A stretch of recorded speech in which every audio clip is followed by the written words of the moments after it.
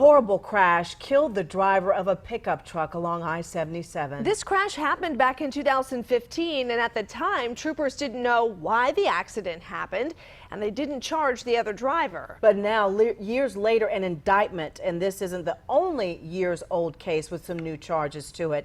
Our South Carolina Bureau reporter Greg Suskin is live for us. And Greg, the question in these cases is why now?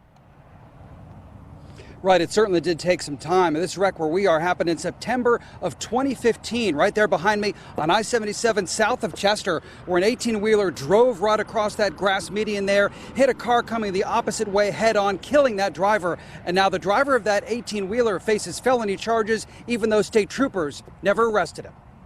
It was a violent crash, the smoke seen for miles. An 18-wheeler crossed the median on I-77 in Chester County and hit Brian Scott Brown head on. Now, almost 4 years later, the trucker, Cedric Abram, has just been indicted for reckless homicide by a grand jury that reviewed the case less than 2 weeks ago. This indictment says Abram drove knowing he had a medical condition that caused him to lose control of his truck. Solicitor Randy Newman told me by phone there wasn't enough evidence in 2015 to charge him. There are times when law enforcement brings us a case and we say, okay, keep investigating. For whatever reason, there may not be enough evidence. Then just last night, another man, William Brown, was arrested and also charged with reckless homicide after a grand jury indictment.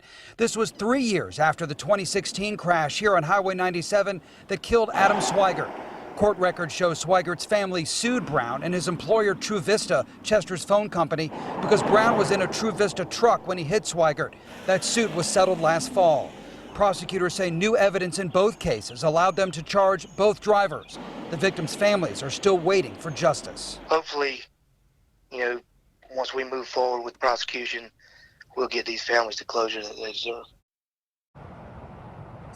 And both of these drivers who were indicted in these separate cases, William Brown, who goes by David, and Cedric Abram, they face up to 10 years in prison if convicted of reckless homicide. I did reach out to the lawyers representing the victims' families today. They were not available to talk about the new charges. We're live in Chester County. Greg Suskin, Channel 9 Eyewitness News.